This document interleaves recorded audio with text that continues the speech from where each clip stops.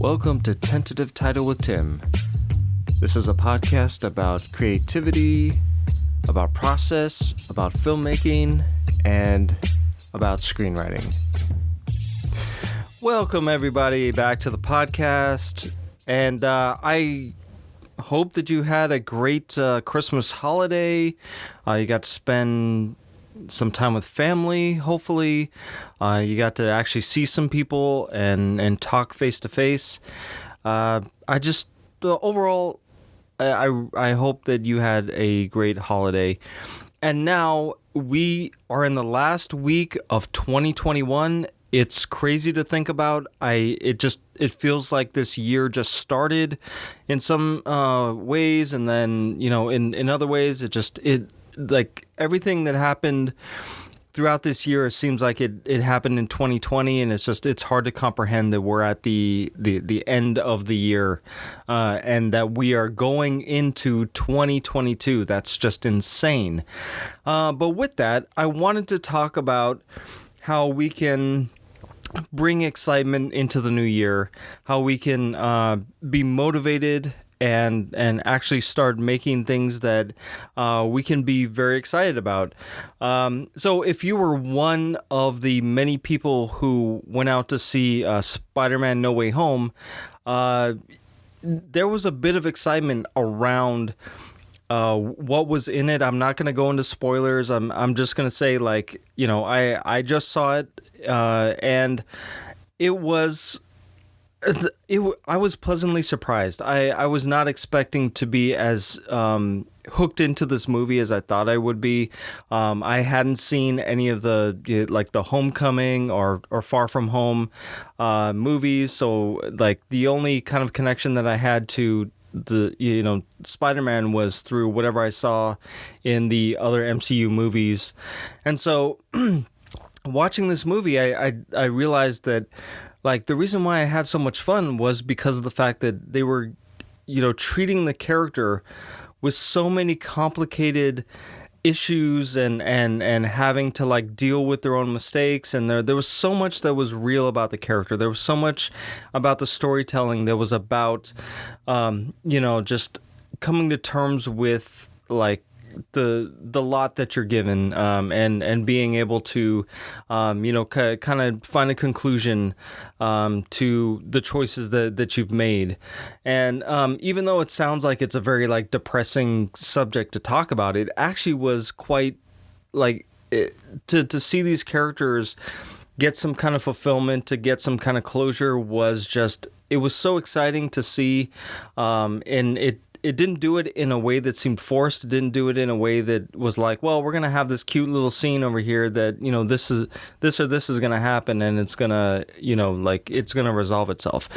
It's no, it was everything was character driven. And I think that's why I had so much fun. And I think that's why I was able to appreciate it, even though I could not, pick out all the Easter eggs, or I couldn't, I knew some stuff about the characters beforehand, even though I hadn't seen the other movies. So I was able to kind of follow what was going on in that sense. But just overall, I walked out of the theater and I was wow, I feel this energy, this excitement, this creative fervor to want to create my own stuff. And I came to this realization that it's that's what good stories do to us. They, if you're a storyteller yourself, if you're an artist yourself, you're going to go into an experience of watching a movie or a play or seeing a recital or whatever. And when it's really good, when it is well done, it's not it seems like everything is genuine.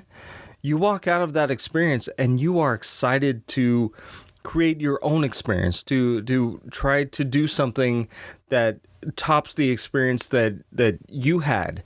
And I think, we kind of lost that in terms of and in terms of an industry where it's it seems like that's what we're doing, but we're actually not doing that at all.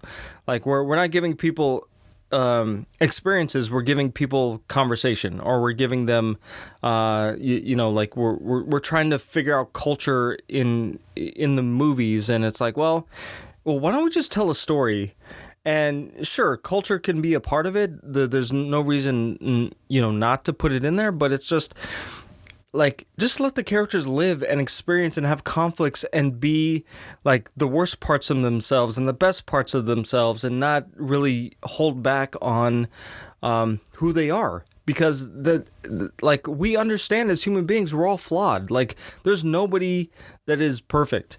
And everybody has baggage. Everybody has things in their lives that they wish they could like do again, or, wish had never happened. Like, that's all of us.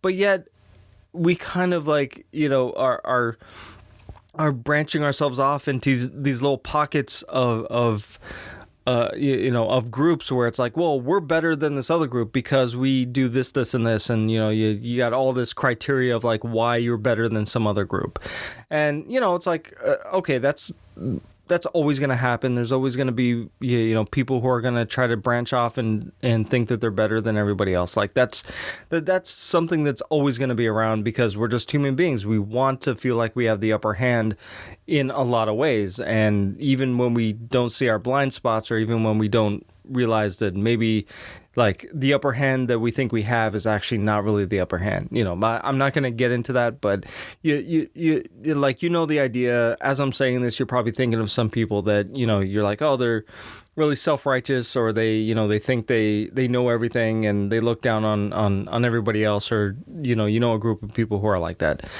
But yeah, we're all flawed people, obviously. And so to watch characters who are flawed is part of the storytelling experience that we all can appreciate, that we all kind of like can walk away from. And especially if we see them overcome that shortcoming, or we see them, struggle, and then we, it doesn't matter what their race is, what their gender is, what sexuality there is. Like, struggle is struggle. And when you see that happening on screen, you automatically identify with those people. You automatically, like, it's just, you identify with their experience, with what they're going through. And who they are as a character sometimes doesn't even matter. It's just, it's what they're going through. And you're like, in some ways, you get to kind of experience how they solve the problem in the movie.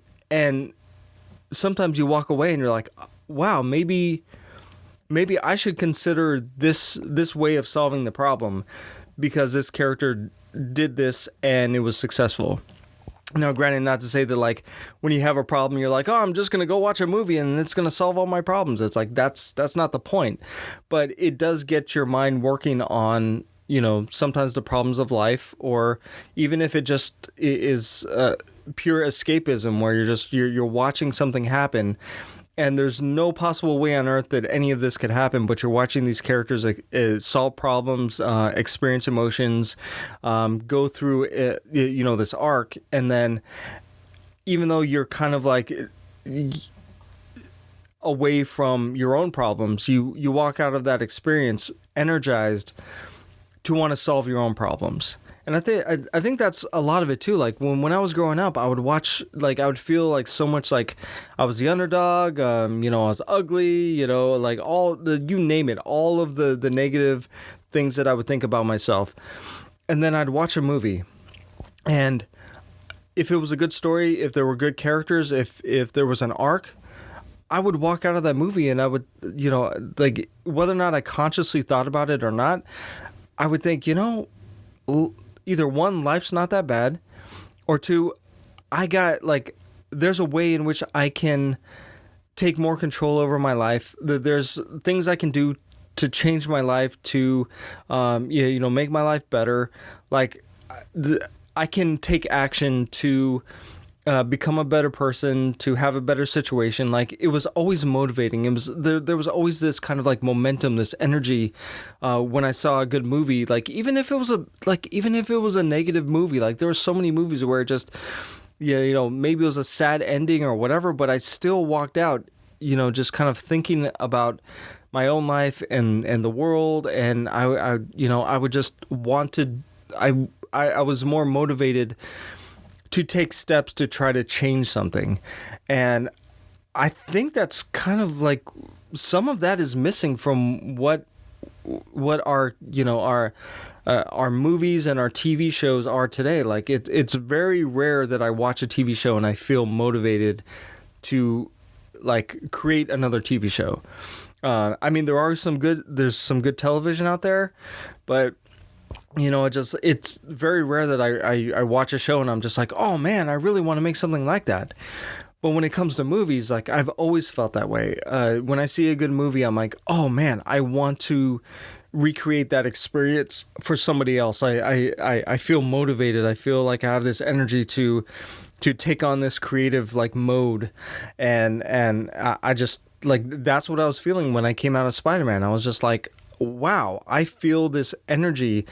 Like I can go into 2022 with like some optimism, with some hope that like I can actually do something with my own work, and not to turn it in, like not to be preachy about like my work, but just to that I know that I can create some interesting characters that have conflicts, that have things that about themselves that they wish they could change, and like stories like that are still relevant. That we can still that those stories are still important. That it's not all about like just let's just have some characters sitting around talking about stuff, and then we're gonna insert some modern day politics, and we'll just put all these things that are very much a flash in the pan in terms of our culture at this moment, and instead of just telling stories about interesting characters that are going to transcend all lifetime. And I hope that you guys out there, if you're creating stuff, that like the whole goal is that you create a story that people are going to be reading or going to be watching or going like whatever format it is. Like if it's a painting, like that they're going to look at that like 50, 100 years from now.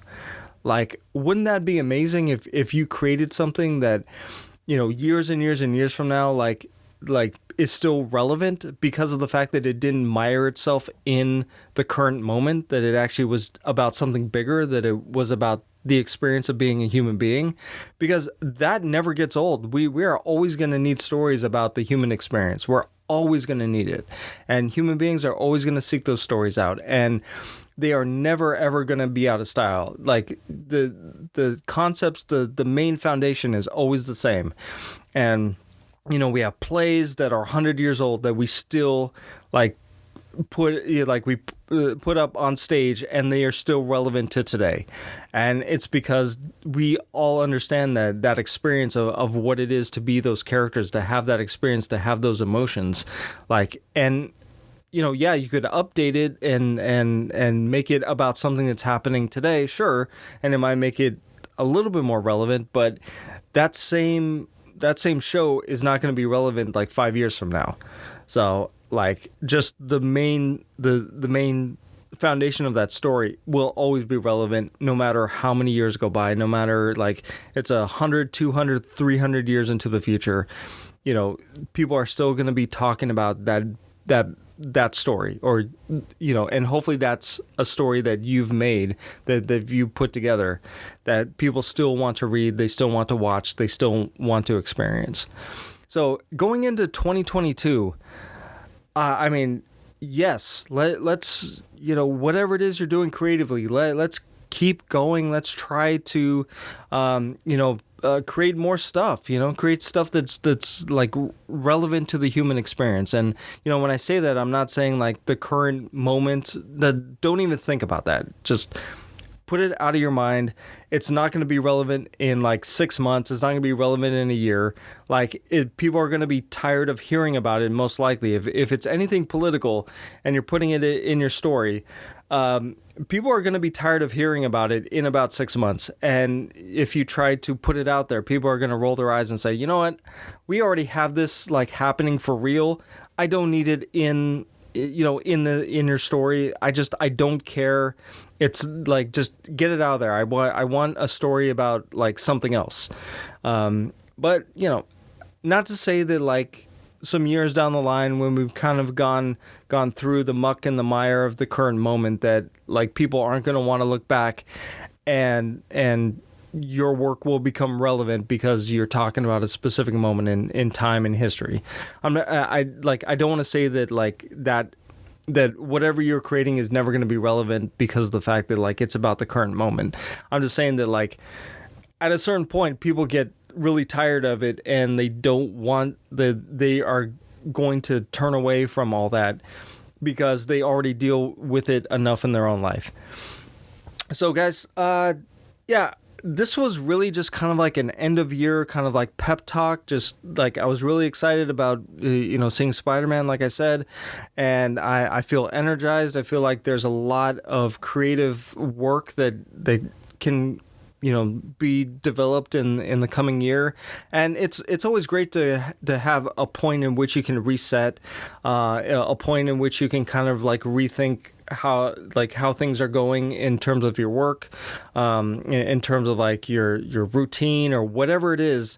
Like it's a perfect moment on New Year's to just kind of reset some stuff. And the thing I like to do every year is that I have a list of like 2 or 3 primary goals for the year, and I just I sit down like a week before New Year's and I say, okay, going into the next year, considering that like if there are only 3 things I can accomplish in the next year, what are those 3 things going to be?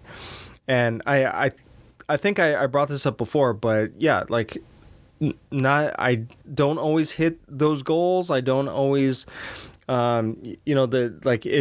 it's really tough sometimes, especially if like it's something that is kind of out of your hands where, you think, okay, well, I'm going to go make this film, and then, something happens, like say in 2020, you're like, I'm going to go and I'm going to shoot a film. And then that's like, March happens and you're like, well, crap, we're in a pandemic, so I guess I'm not shooting that film, at least this year.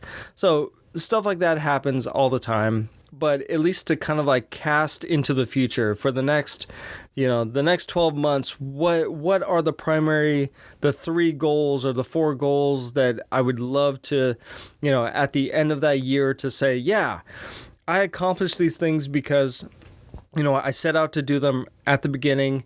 And so on January 1st, everything that I was doing was towards completing those 3 or 4 things. Like, it's really helpful. It gets your mind focused. It gets you motivated.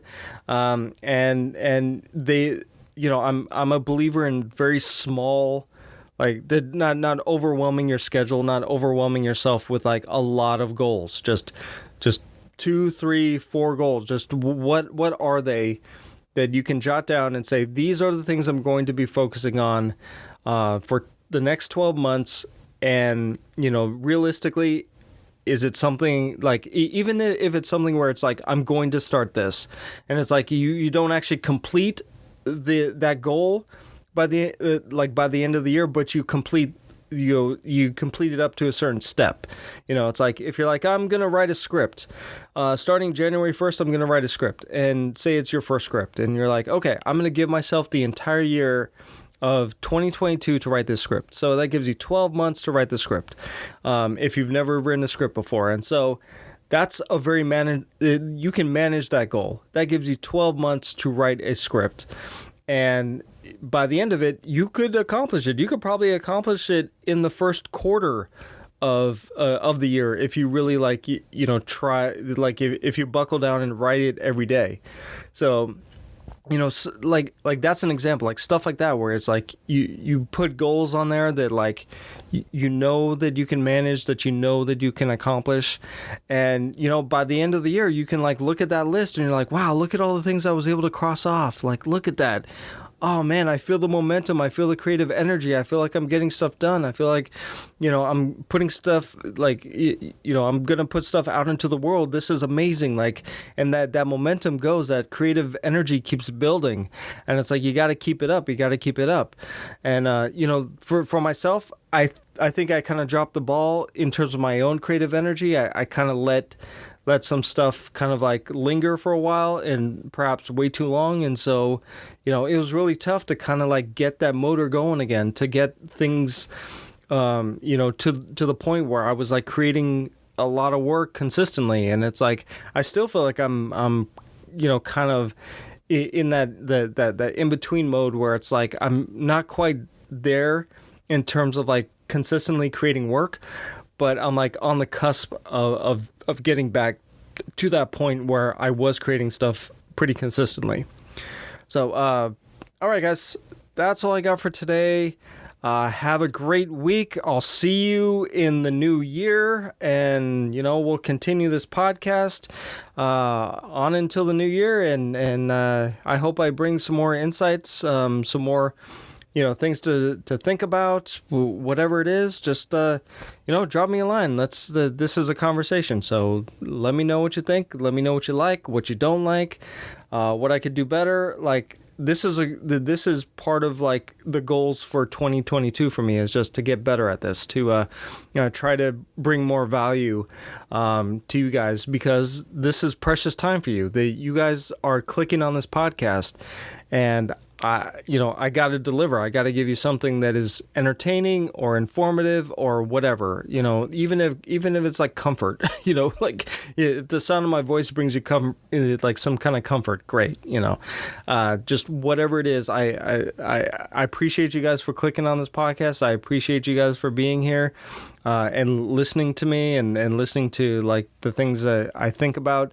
'Cause this world is interesting. This industry is interesting. Being a creative person is interesting. And if it's not, then, maybe you have to find something else that is interesting, because like there's so much out there in the world. There's so many things to do.